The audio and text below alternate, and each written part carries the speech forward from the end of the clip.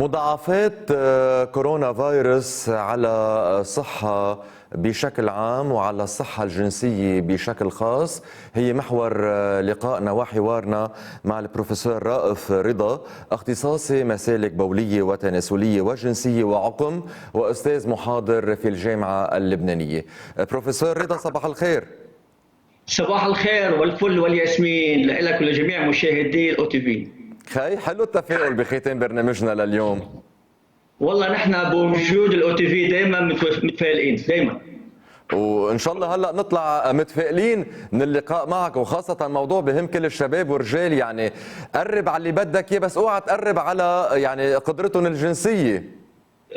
هو هيدي صحيح، هيدا اللي عم تحكيه صحيح. لا ان شاء الله المفروض هن ينتبهوا ونركز عليهم، وبنفس الوقت كل شيء له علاجات. نعم، يعني بشكل عام دكتور، بالمنطلق العلمي اللي حضرتك يعني عملت اطروحه بهذا المجال، تاثير الكوفيد 19 على الحياه الجنسيه، لنرجع نفوت اكثر بالتفصيل. شو بيأثر على قدره الانتصاب؟ هل ممكن يؤدي الى عقم؟ هل ممكن يكون في عندنا يعني نفس الكميه من الحيوات المنويه اللي بتساعد على الانجاب؟ يعني كل هيدي الاسئله بتصرفك دكتور، تفضل.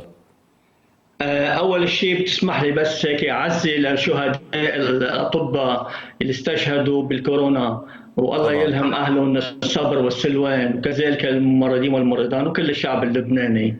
وثاني شيء إذا بتحب بدي هيك بس ضوي على شغلة كثير مهمة لفتنا امبارحة إليها الأستاذ أمل أبو زيد، اللي هي موضوع صناعة الدواء في لبنان. إنه أحد شركات مصنعات الادويه بلبنان مستعده لتامين اللقاح وتامنه على الاراضي اللبنانيه، خاصه انه هذا المصنع مجهز تجهيز عالمي. نعم. وهيدي شغله كثير مهمه، وخاصه انه هو مستشار فخامه الرئيس، يلي هو اساسا يلي هو صحه المواطن فوق كل اعتبار. ومنشد على ايديه للاستاذ امل ابو زيد، ومنشد على الدوله اللبنانيه وعلى فخامه الرئيس هذا الموضوع يلي هو مهم جدا، حتى هذا المصنع يدرك النور، وحتى نقدر نحن نكون كافيين حالنا. لانه موضوع التلقيح لمده سنه بده بهالفتره هي لما يكون عندنا مصنع، فبكون عندنا انتاجنا موجود فيه باقل فتره زمنيه نقدر نلقح. وخاصه صحيح. الموضوع انه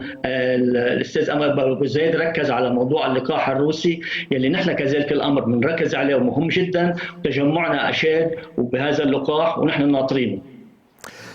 بروفيسور، يعني بدنا نفوت بصلب الموضوع حتى نقدر نستهلك هال 15 دقيقة معك ونقدر نطلع بخلاصة، يعني نحط الأسباب ونقول الوقاية والعلاج والنتيجة شو رح بتكون.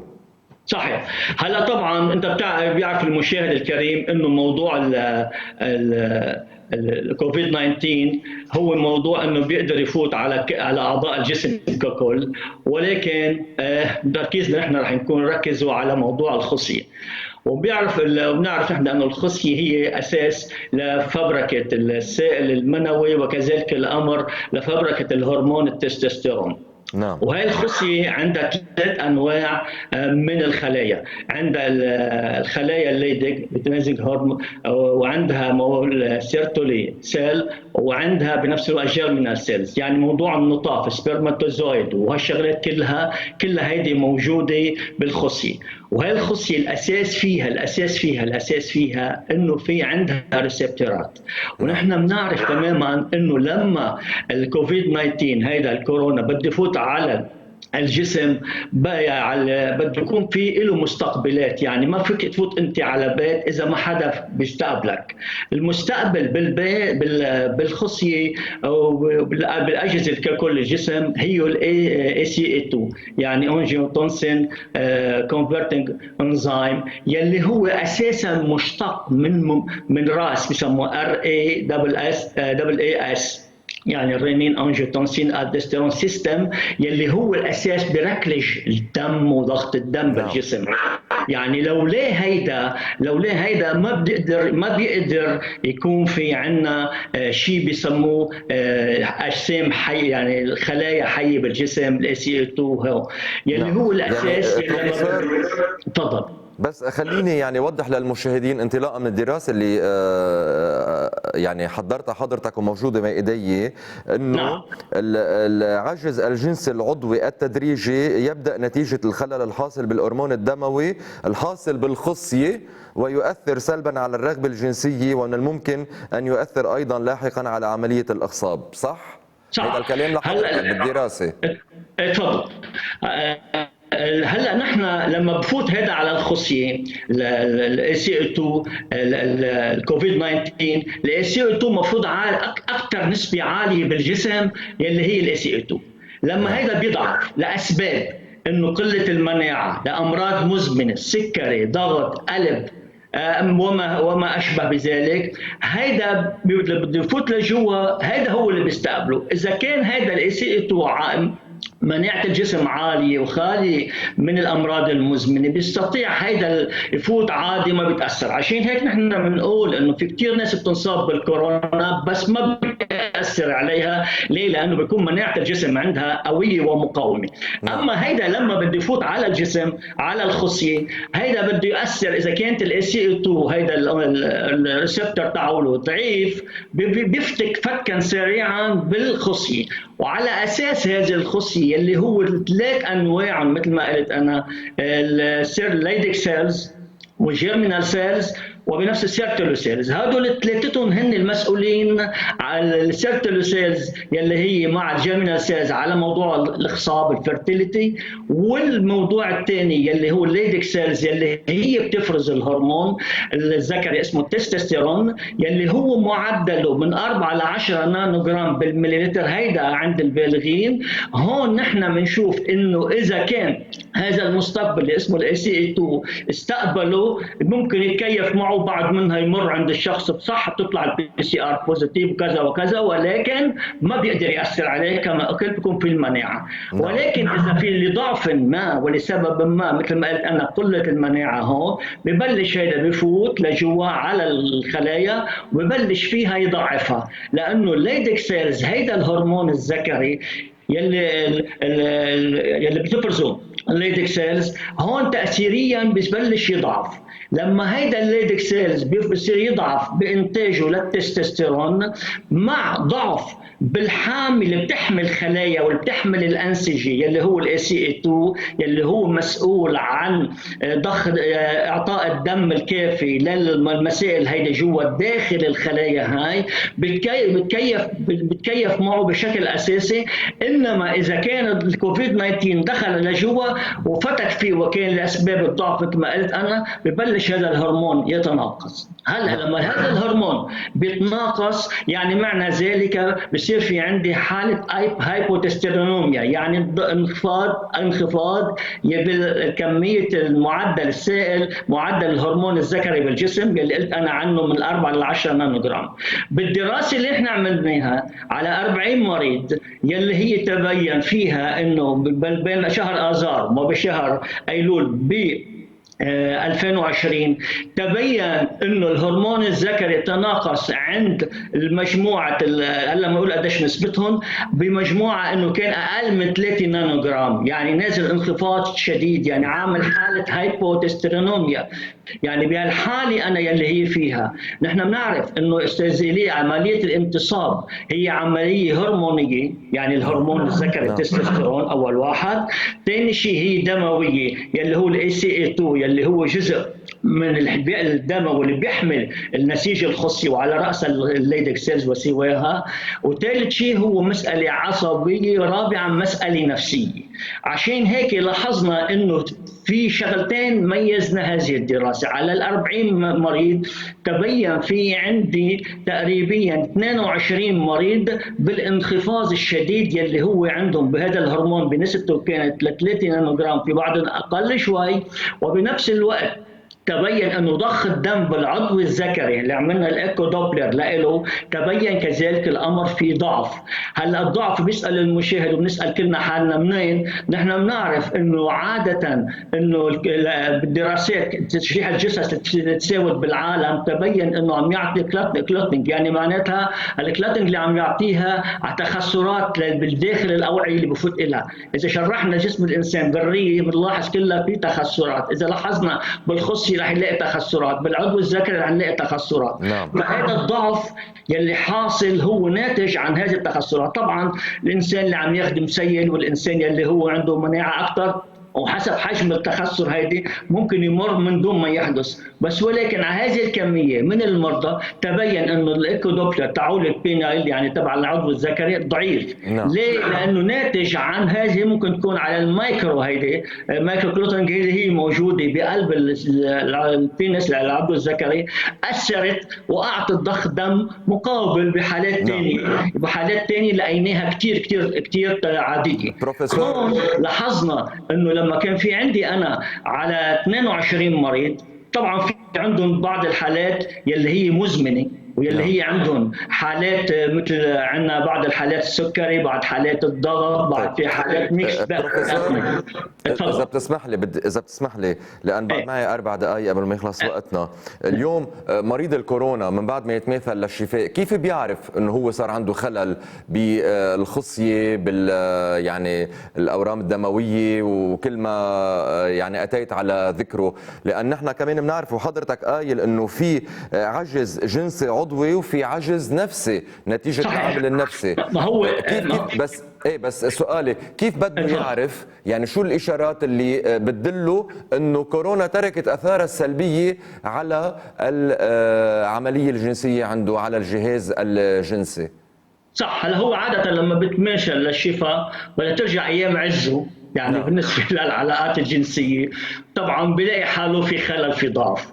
طبعا براجع اوقات يمكن يحطها تحت عامل ستريس انه انا طالع من كورونا، طالع من 15 يوم حجر. هلا صحيح، سؤالك كثير منطقي وحلو. هون نحن ميزنا انه لما نزل الهرمون الذكري التستوستيرون وفي خلل بالموضوع الدم يعني بالايكو دوبلر هيدا، وبنفس الوقت في عندي الانتصاب الصباحي غائب، بغيب ابسنت يعني منه موجود. هيدي تقييم مباشره للعجز الجنسي العضوي اورجانيك سكشوال امبوتنس. اما اذا كان في عندي شغلات ثانيه اللي هي رح اقولها هلا، انه في عندي هرمونات السعاده السيروتونين والدوبامين، هدول تقريبا بصير فيهم خلل بالوضع النفسي، ولكن الانتصاب الصبح موجود.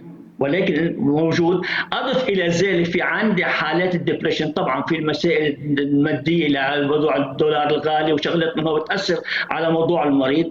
تبين انه في عندي حاله بالدبريشن تتحد مع هدول الخلل يلي هن بهرمونات السعاده السيروتونين والدوبامين وبالكورتيزول بيعلى. الكورتيزول هو هرمون ستريس. هيدا الهرمون ستريس لما بيعلى مع انه الوضع الجنسي الاريكشن مورنينج طبيعي صباحا انه موجود، هيدا هو النفسي. اما الهرمون الذكري يلي هو طبيعي مقارنه بالعضوي يلي هو غير طبيعي والانتصاب الصباحي غائب. بنفس الوقت بهذه الدراسه ميزنا نحن بين اثنين، وطلع عندي يلي هن الكورتيزول عندهم عالي والبينيل دوبلر طبيعي بالنفسي والهرمون الذكري بالنفسي طبيعي. اما بالحالات الثانيه الانتصاب الصباحي يلي هو غائب والتستوستيرون هو منخفض 3 ونزول. اضف الى ذلك الايكو دوبلر بحد ذاته هو في خلل، فهيدا طلع من النوع يلي هو ما يسمى بالاورجانيك. عشان هيك الدراسه اثبتت على وجود انه طلع عند 22 مريض من اصل 40 يعني 55% هو عندي اورجانيك يعني انتصاب عجز جنسي عضوي، وطلع عندي 14 مريض يعني تقريبا يعني عندي 35% من ال 40 انتبهنا هن عجز جنسي نفسي يعني سكشوال امبوتنس. وطلع عندي 4% يعني 10 مرضى يلي هن تقريبا يلي هن بحد ذاتهم هو مشترك ما بين 4 مرضى عفوا يلي هو مشترك ما بين العضوي والنفسي. بهذه الدراسه انه نعم اكيد انه في عندها العجز الجنسي العضوي والنفسي وقليل طلع منهم مشترك بين الاثنين.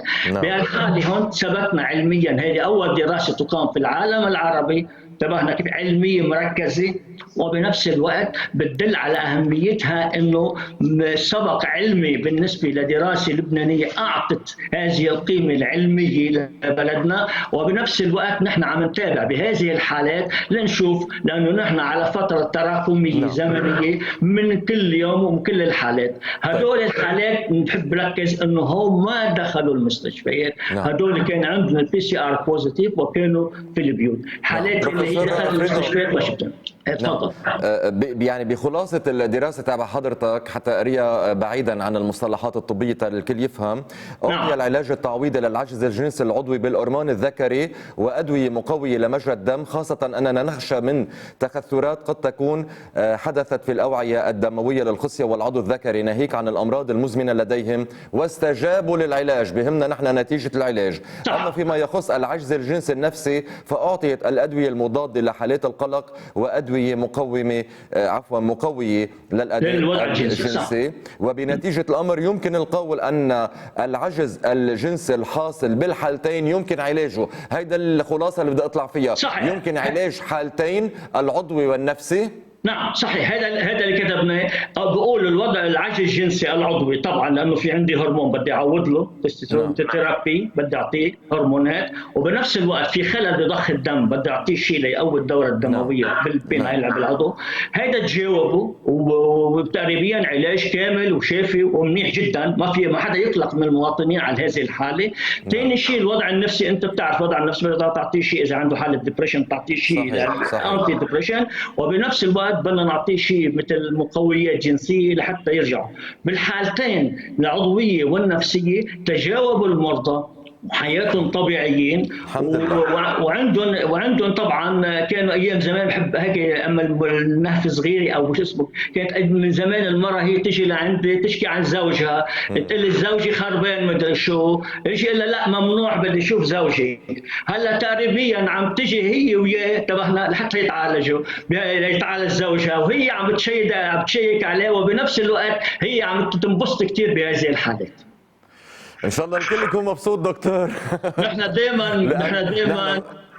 نعرف انه الحياه الجنسيه كثير مهمه، خاصه بالحياه الزوجيه كمان، يعني هي عنصر من عناصر نجاح الحياه الزوجيه. بروفيسور رائف رضا، انا بحب شغله صغيره بس، انه قلت انت على بياثر على الاخصاب. نعم اذا كان تستوستيرون خفيف، وبنفس الوقت اثر على موضوع الخصيه يلي هو صار في عندي اوركايتس، لانه هذا فيروس بياثر على موضوع السائل المنوي مش ككل. ما بيعطينا الدراسه هلا ما بعدنا عم نجهزها، ما اعطتني العقم بس، ولكن في خلل في البارامتر، يعني بموضوع الكميه، بموضوع الحركه، وبموضوع الشكل او الفورم تبع الخصيه. نعم بروفيسور رضا، بوعدك رح احضر لك مجموعه من الاسئله بتطرحها الشباب عندهم هواجس حول كانوا مصابين بكورونا او منهم مصابين بكورونا، عندهم هذا الضعف الانتصاب نتيجه ستريس الضاغط اللي عم بيعيشوه كل شباب لبنان، وبدعيك الى حلقه بناخذ منك الاجابات مباشره على الهواء. هلا بدي اتشكرك على اطلالتك معنا. بذكر حضرتك اختصاصي مسالك بوليه تناسليه وجنسيه وعقم، واستاذ محاضر بالجامعه اللبنانيه. مشاهدينا لهون بينتهي لقائنا من يوم جديد لليوم الثلاثاء. بكره يوم جديد آخر مع زميلي باسكال بدءا من الساعة 8:30 صباحا، مع تحيات فريق عمل البرنامج، المخرج شرب العبود، بروديوسر إلي الزغبي، ومحسوبكم إلي حوشان. بتمنى لكم السلامة، انتبهوا على حالكم، تلقحوا أحسن ما تتلقحوا، فهمتوا؟ تلقحوا أحسن ما تتلقحوا. تضلوا بألف خير، باي باي.